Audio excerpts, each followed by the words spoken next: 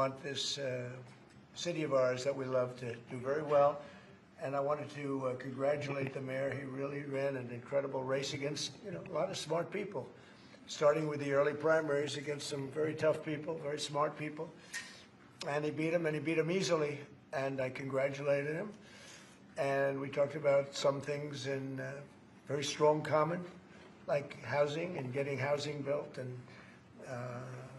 food and prices, and the price of oil is coming way down. That anything I do is going to be good for New York. If I can get prices down, it's good for New York, and we've got them down, way down from last year. We have, as you know, I've been saying to a lot of people, Walmart said that Thanksgiving this year is exactly 25% less than last year, so that's good for New York, good for everybody.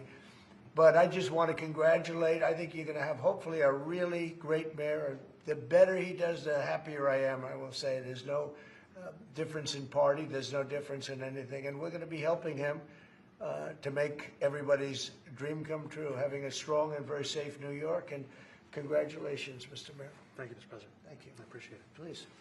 I appreciated the meeting with the president, and as he said, it was a productive meeting focused on a place of shared admiration and love, which is New York City, and the need to deliver affordability to New Yorkers, the 8.5 million people who call our city their home, who are struggling to afford life in the most expensive city in the United States of America. We spoke about rent, we spoke about groceries, we spoke about utilities, we spoke about the different ways in which people are being pushed out, and I appreciated the time with the president, I appreciated the conversation. I look forward to working together to deliver that affordability for New Yorkers. Thank you very much.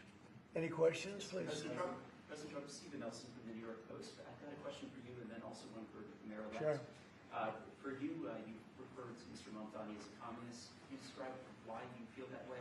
And also, will you do anything to stop him from arresting Prime Minister Netanyahu if he visits New York? Well, we didn't discuss your second part of the question, and on your first part, I mean, he's got views that are a little out there, but who knows? I mean, we're going to see what works, or he's going to change also. We all change. I changed a lot. From when I first came to office. It's now quite a while ago. It's quite a while. My first term was great. We had the greatest economy in the history of our country. We're doing even better now. We're doing much better now than we did even the first term. And I can tell you some of my views have changed. And we had discussions on some things. I'm not going to discuss what they were, but that I feel very confident that he can do a very good job. I think he's going to be. I think he is going to surprise some conservative people, actually, and some very liberal people. He won't surprise them because they already like him. And Mr. Mamdani, it sounds like you had a productive discussion, but just days ago you referred to President Trump as a despot who betrayed the country. You said you would be his worst nightmare and accused him of having a fascist agenda. Are you planning to retract any of these remarks in order to improve your relationship? I think both President Trump and we are very clear about our positions and our views, and what I really appreciate about the president is that the meeting that we had focused not on places of disagreement, which there are many, and also focused on the shared purpose that we have in serving New Yorkers. And frankly, that is something that could transform the lives of the 8.5 million people who are currently struggling under a cost of living crisis, with 1 in 4 living in poverty. And the meeting came back again and again to what it could look like to lift those New Yorkers out of struggle and start to deliver them a city that they could do more than just struggle to afford it, but actually start to live in it. And I've been called much worse than a despot, so it's not that insulting. Maybe I think he'll change his mind after we get to working together. Yes, please. Mr. President, Mashhad from MTV Lebanon. Good. I would like to ask you a question about the Middle East regarding Sure. you said that Hezbollah in Lebanon is not in a good position, and Lebanon now is the final unresolved after Gaza and Syria. Given your assessment, like what you say for the Lebanese today, it's the independent state in Lebanon, and what is your next move to push toward disarmament? Sure. Well, we are pushing for total disarmament of Hamas and, frankly, everybody else. And we actually have peace in the Middle East. As you know, the King of Saudi Arabia just left yesterday. We had some great meetings, and he's made a contribution toward the United States of more than $1 trillion. We have now over $20 trillion coming in. No country has ever had anything like that, not even close. If you go to 2 trillion or 1 trillion, it's a lot. We have 20 or 21 trillion dollars. I think that Hezbollah has been a problem in Lebanon, big problem.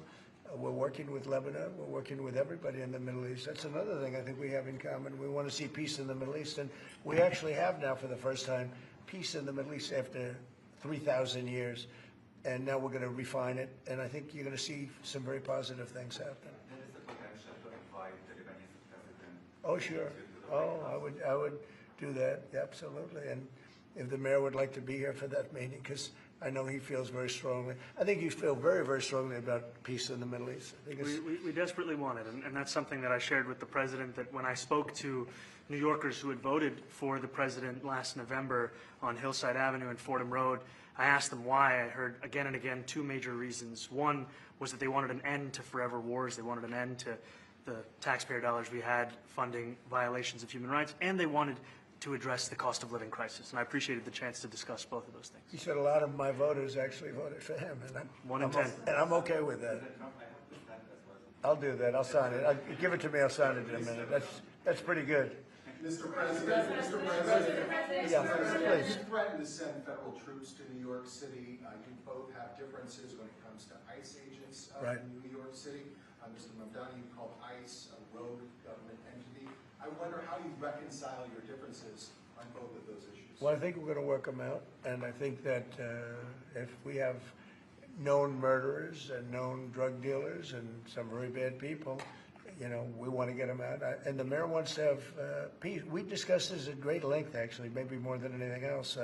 He wants to have a safe New York. Ultimately, a safe New York is going to be a great New York. If it's not safe, no matter how well we do with pricing and with anything else, we can talk about anything you want. If you don't have safe streets, it's not going to be a success. So we're going to work together. We're going to make sure that if there are horrible people there, we want to get them out. I think he wants to get them out, maybe more than I do. So we'll work together. We discussed it at great length. Yes, please. Yeah, two questions, if I may. One for you, Mr. President, from BBC in a second. But first of all, for the mayor-elect.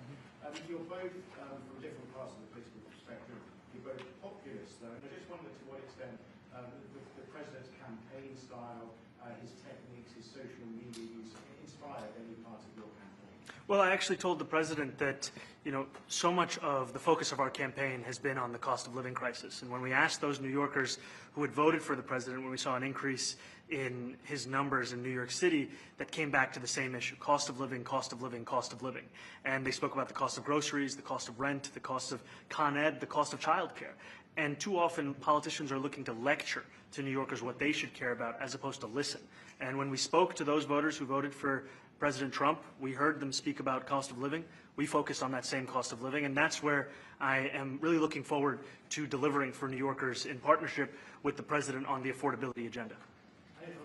And I think we have to work a little bit. We talked about Con Edison. We have to work a little bit on getting the prices, because, you know, we've gotten fuel prices way down, but it hasn't shown up in Con Edison. And we're going to have to talk to them. You know, if we're sending them fuel at a much lower price than it was a year ago, which is true, we have to get Con Edison to start lowering their rates. Absolutely. And if I may, last week you told me you were pushing ahead with your plans to sue BBC for up to $5 billion. You were going to speak to Prime Minister Starmer as well. Is there any progress or any updates on those issues? Well, we get along very well with the Prime Minister. We made a deal with UK. I like him. He's a fine person.